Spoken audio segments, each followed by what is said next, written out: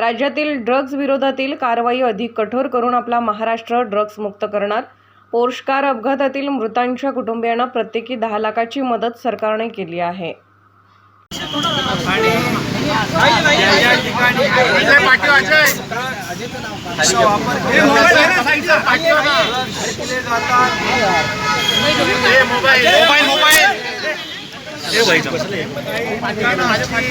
काही शाळेच्या आजूबाजूच्या टपऱ्या असतील, काही दुकानं असतील, अजय बुलडोजर लावून मुळासकट तोडून टाका।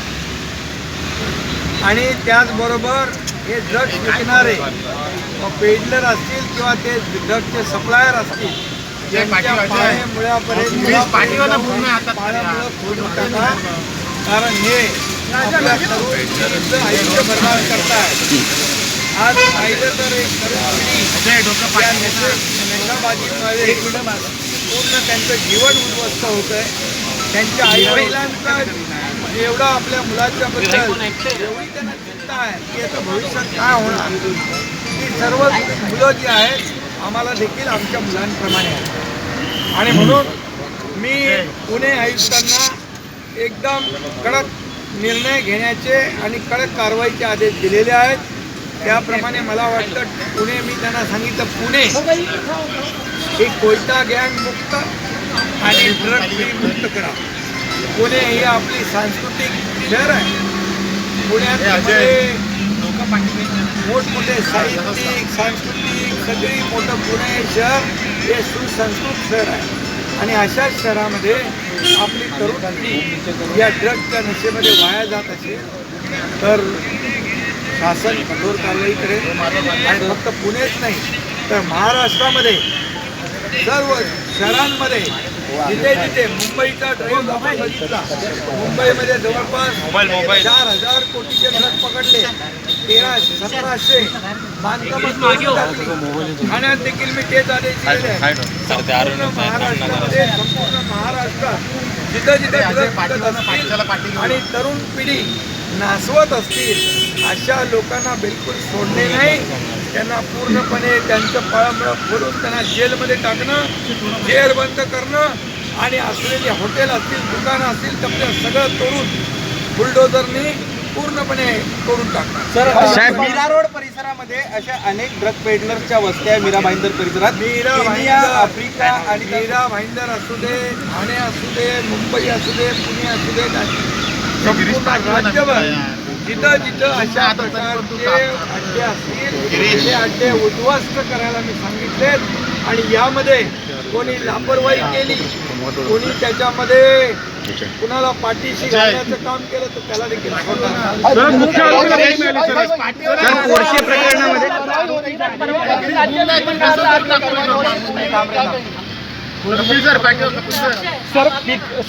काल पुणे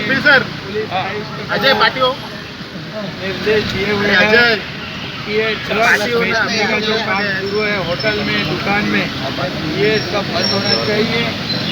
ये ड्रग जो है, ये नशा करके हमारी जो युवा पीढ़ी है बर्बाद हो रही है। वो बच्चे हमारे बच्चे जैसे हैं, और इसलिए उनके माता पिता की जो चिंता है उनके बारे में वो दूर होनी चाहिए। इसलिए मैंने कहा है जो भी होटल हो, जो भी स्कूल के, कॉलेज के आजू बाजू में जो भी दुकान हो, सबको बुलडोजर लगा के तोड़ दो और बिल्कुल नामो निशान मिटा दो। जो जो बेच रहे पेडलर हो या सप्लायर हो उनको जेल के अंदर, जेल के सलाखों के पीछे डाल दो, जेल में डाल दो। ये दोबारा ऐसी हरकत करने की हिम्मत नहीं करे।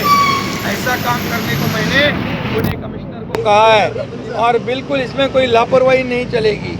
ये हमारी जो युवा पीढ़ी है नशाखोर होकर हमारी ज़िंदगी, खुद की ज़िंदगी बर्बाद करके अपने माता पिता की चिंता बढ़ा रही है, और इसलिए ये ऐसे बर्बाद करने वाले जो गैंग है, ड्रग बेचने वाले, उनको हम छोड़ेंगे नहीं, छोड़ेंगे नहीं, उनको पूरी तरह उखाड़ के फेंकेंगे हम।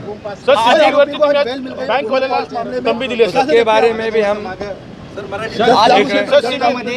मैं उनके माता पिता मेरे पास आए थे, उनको मुख्यमंत्री सहायता निधि से 10-10 लाख रुपए का चेक मैंने आज दिया हुआ है।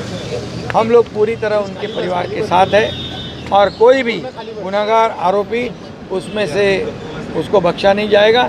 एक केस फास्ट ट्रैक पे चलाई जाएगी। खरीप हंगाम आढावा आज बैठक घेतलेली आहे. काय सांगणार? खरीप हंगाम आढावा आज बैठक खरीप घेतलेली आहे. हंगामाची दर वर्षाची जी बैठक होते त्या बैठक झाली. आजचं यावर्षीचं हवामान चांगलं आहे, चांगलं पाऊस पडणार आहे आणि खरीप हंगामामध्ये शेतकऱ्यांना मदत करायची आहे. त्यामध्ये सर्व अधिकाऱ्यांना निर्देश दिलेले आहेत. कृषी विभागाला, पणन विभागाला, संबंधित अधिकाऱ्यांना सांगितलेलं आहे की बी बियाणं खतं ही वेळेवर मिळाली पाहिजे. कोणी त्याचं लिंकेज करता कामा नये. हे घ्या तर ते देतो असे कोणी ब्लॅकमेलिंग करत असतील त्यांना जेलमध्ये टाकण्याचे आदेश दिलेले आहेत. त्याचबरोबर जे बोगस बियाणं आणि खतं विकतील त्यांना देखील जेलमध्ये टाकण्याचा आदेश दिलेले आहेत.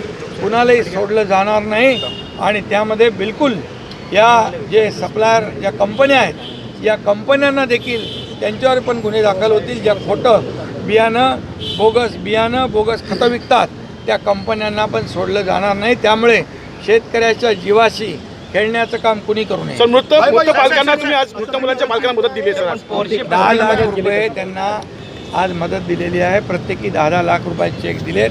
आम्ही त्यांच्या परिवाराबरोबर आहोत.